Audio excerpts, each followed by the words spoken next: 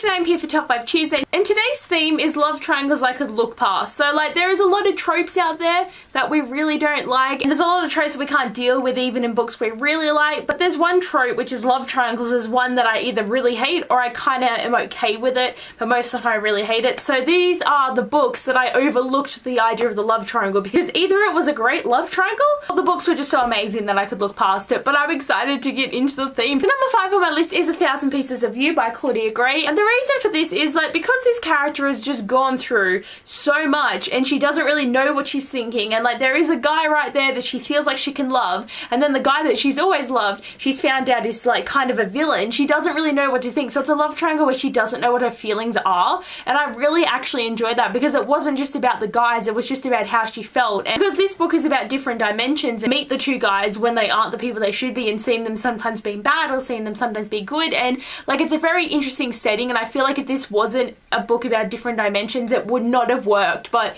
I loved it. Number 4 on my list is Shadowby by Tahira Mafe. Like when I first read this book I would have said no, I cannot handle this, but thinking about it in the past couple of years since I've read it, I've realized I actually don't mind this love triangle, because the first thing is like you get introduced to Adam and you're all like, oh my god, it's Adam, and then you find out that he's actually like a really controlling dude, and then you meet Warner who was like this evil dude, and then he becomes better.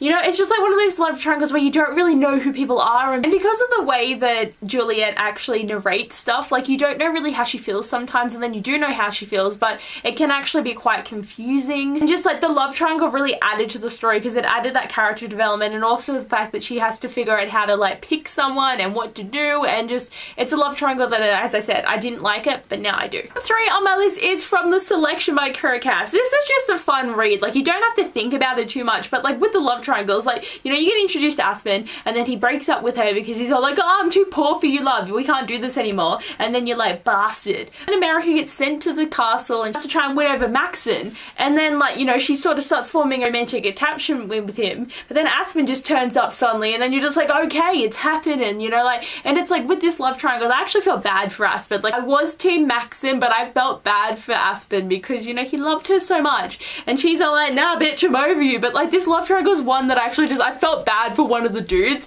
and that's why I can overlook it, because I felt bad even though I had a side I picked. I felt bad, and it's one of those triangles that you're just like, oh, what's gonna happen, man? Because it's sad, but it's fun. Like it's like this book doesn't need to have sadness in it. Number 2 on my list is From the Kiss of Deception by Mary E. Pearson, and this is because this love triangle messed with me. I don't even know who the people are in this love triangle, so it makes it very intriguing, so you keep reading, and when you find out who it is, it's like you have to read the whole thing again, because it's like, what? Like for me personally, I got them confused and I was very annoyed because like for me, I just wanted her to end up with the prince, and you have the prince and you have the assassin, and I got confused. But my ultimate was like, because she never ends up with the prince, she always ends up with the bad guy. End up with the prince is where the story should go, and it went that way, and I'm happy about that. But still, it's just one of those books where it was just like such a confusing love triangle, and then in the next couple of books it kind of gets more annoying, but in this first one it was such an amazing love triangle. It was just like, what is going on? I love it. Number 1, of course, is going to be From the Infernal Devices by Cassandra Clare, because how can you not love this love triangle? Like this is the thing that's pushing this story,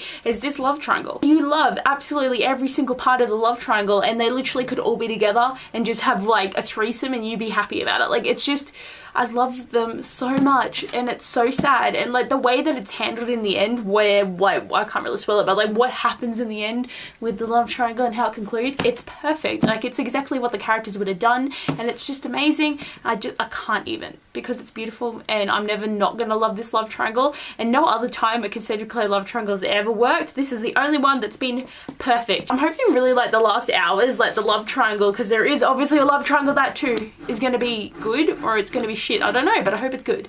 At least we get that book next year. I'm so excited. But the sun is just coming out at the worst spot right now, and I'm not keen.